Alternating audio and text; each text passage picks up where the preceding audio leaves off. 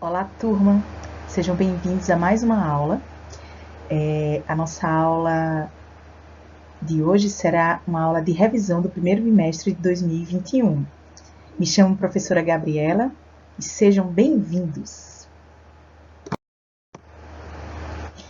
Então, vamos começar com o primeiro assunto, né? Relembrando o que nós vimos ao longo desse bimestre. Vamos falar um pouquinho de matéria. Então, matéria é tudo o que possui massa e ocupa lugar no espaço. A matéria é formada por átomos ou moléculas, as quais são partículas de tamanho tão reduzido que não podem ser vistos através de microscópio convencional. Então, percebam aqui que nós temos uma molécula, a molécula da água, e aqui embaixo é o átomo. Tá? Então, nós vamos falar um pouquinho mais lá na frente sobre cada um deles. Então, a matéria ela pode ser dividida, apresentada em estados físicos, tá? Os estados físicos da matéria. Então, aqui nós temos, né, a matéria pode se apresentar no estado sólido, líquido e gasoso. Em uma mudança de estado físico, ocorre uma alteração do estado de agregação das partículas que constituem a substância. Em cada estado físico, as partículas se apresentam em maior ou menor movimento. É muito importante essas duas questões, porque aqui a gente vê as partículas, elas se encontram em maior ou menor movimento. No estado sólido, percebemos que ela está em menor movimento, todas unidas. Já no estado líquido, ela começa a ter um maior movimento. E no estado gasoso, maior movimento ainda em relação ao estado líquido. Então, percebam que isso acontece por causa do ganho de energia. Quanto maior o ganho de energia, maior o estado de agitação das partículas, tá?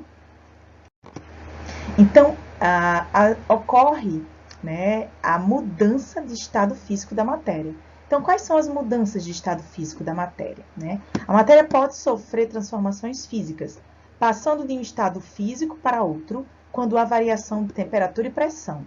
Entretanto, a composição da matéria permanece inalterada, não ocorrendo formação de nova substância. Então, percebam que há as variações, né, as mudanças de estado físico, elas acontecem por causa de variações na temperatura e pressão. Vamos falar aqui um pouquinho de algumas mudanças de estado físico. Né? Nós temos aqui a mudança do estado sólido para o líquido, que é denominada fusão. Nesse momento ocorre um ganho de energia através da temperatura.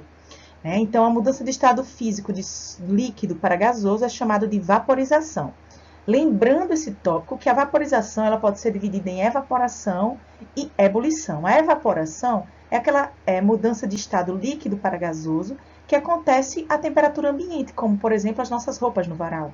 Já a ebulição ela acontece através, né, dessa mudança de líquido para gasoso também, mas com a presença de uma fonte de calor, como, por exemplo, a chama de um fogão.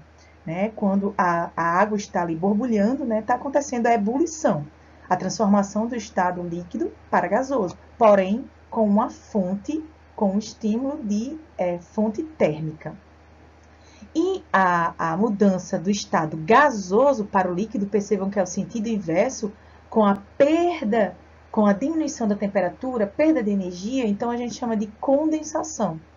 E a mudança do estado líquido para sólido, solidificação.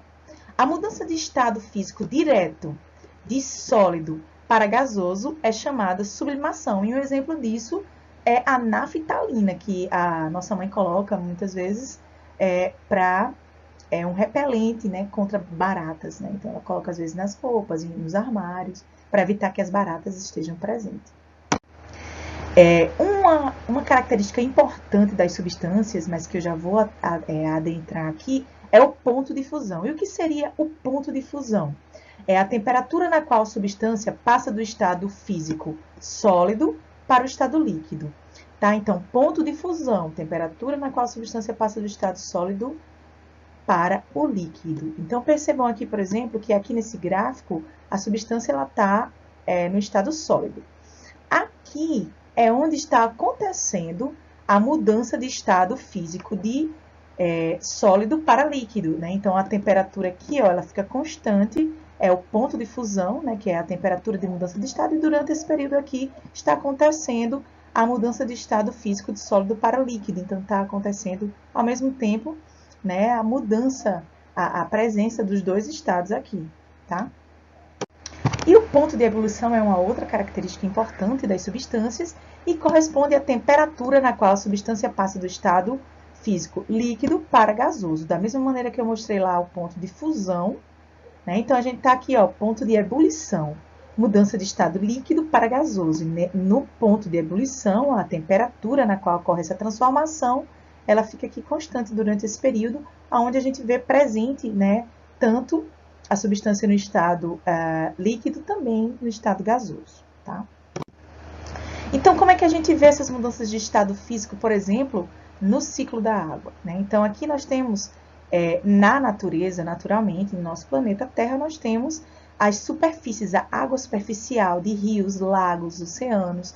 E quando ocorre a fonte de calor, que é o Sol, né? Então, a água ela sobe a temperatura e muda de estado físico líquido para gasoso. Então, essa água, esse vapor de água, ele vai se acumulando na atmosfera, vai acontecer a diminuição da temperatura e a transformação, né, da água do estado gasoso para líquido, formando as gotículas de água que compõem as nuvens. Então, nesse momento que tem a transformação do estado gasoso para líquido, na formação das nuvens, acontece a condensação. Tá? Então, quando ocorre o acúmulo, né, dessas gotículas de água bastante densas, né, formam então a precipitação, a chuva. Então, a chuva ela volta a reabastecer a água superficial, como eu falei, de rios, de lago e dos oceanos, tá bom? Lembrando que quando chove, ocorre também um reabastecimento do lençol freático, que é como se fosse um rio subterrâneo, né, que está abaixo do solo e que também reabastece os lagos, os rios, tá? E também serve de fonte de água para os vegetais. Dando continuidade aos temas que nós trabalhamos ao longo do primeiro bimestre, vamos falar um pouquinho também sobre substâncias. Então, os químicos consideram que uma substância é uma porção da matéria que tem propriedades bem definidas e que lhes são características, tais como ponto de fusão, ponto de ebulição e densidade. Então, essas são algumas características que definem substâncias, né? Cada substância vai apresentar um ponto de fusão diferente, um ponto de ebulição diferente, uma densidade diferente. Por exemplo, aqui nós temos a água. A água ela tem uma densidade de 1 gramas por ml. Já o ferro, ele apresenta uma densidade de 7,87 gramas por ml. E o enxofre, uma densidade de 2,07. Percebam que cada uma dessas substâncias apresenta características, essas características que eu pontuei, diferente. E o que seria uma substância pura, né? Então, a substância pura, ela não está misturada com outra ou outras substâncias. Um exemplo é a água pura. Na natureza, a água ela sempre está dissolvendo, no geral, sais, outras substâncias, tá? Ela nunca está pura na natureza. Mas no laboratório é possível adquirir água pura. Então, a água pura é uma substância que não está misturada com nenhuma outra substância, né? Então, ela é classificada como pura. Já a mistura é a reunião de duas ou mais substâncias puras. A partir do momento em que elas são reunidas, deixam de ser consideradas substâncias puras, tá? Elas se transformam em misturas. Então, aqui nós temos substâncias puras, né? O sal e a água. E quando elas são misturadas, são unidas, elas se transformam numa mistura. Então, aqui a gente tem uma mistura água e sal. E lá na frente a gente vai classificar essa mistura, tá? Se ela é homogênea ou heterogênea. Então, o que é uma mistura homogênea? A mistura homogênea é que tem a mesma propriedade em todos os seus pontos. Apresenta apenas uma fase, ou seja, não conseguimos fazer distinção entre as substâncias presentes na mistura. Ela apresenta-se uniforme. Então, percebam aqui a mistura entre água e sal. A gente não consegue distinguir as substâncias que estão presentes, ela é uniforme. Então, isso aqui é uma mistura homogênea. Já a mistura heterogênea não possui as mesmas propriedades em toda a sua extensão.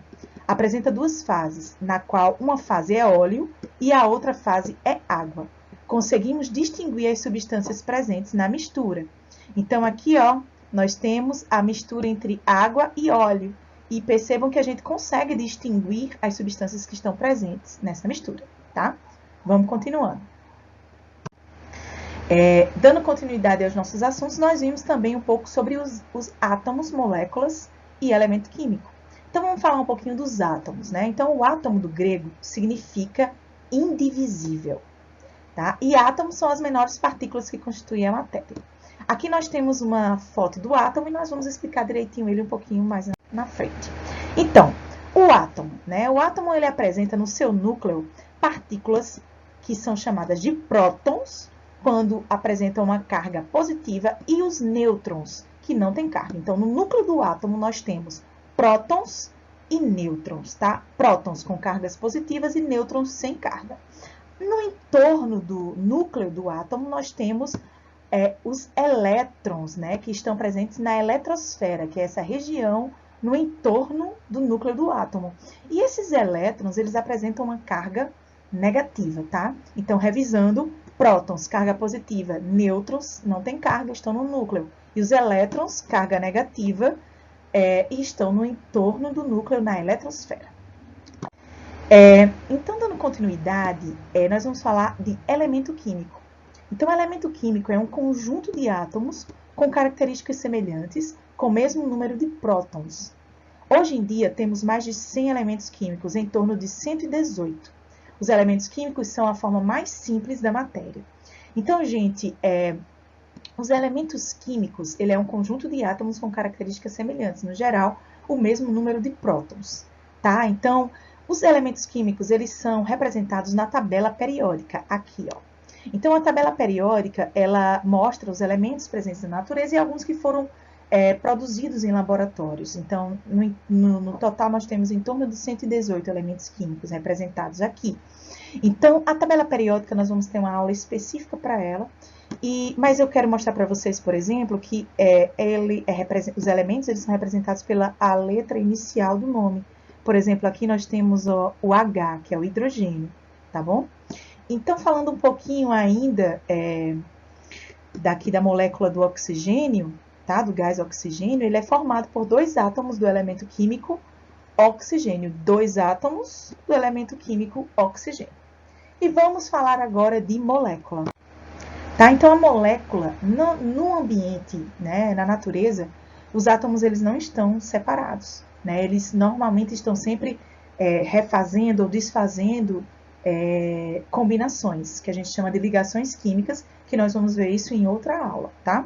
Então, a molécula corresponde a uma combinação de átomos. Então, como eu mostrei no slide anterior, nós temos aqui a molécula do gás oxigênio, tá? O gás oxigênio é formado por 2 átomos do elemento químico oxigênio, que juntos formam a molécula do gás oxigênio, tá? Aqui nós temos o gás carbônico, que é formado por moléculas compostas por um átomo de carbono e 2 átomos de oxigênio. E, por fim, nós temos a molécula da água, que é composta por 2 átomos de hidrogênio e um átomo de oxigênio.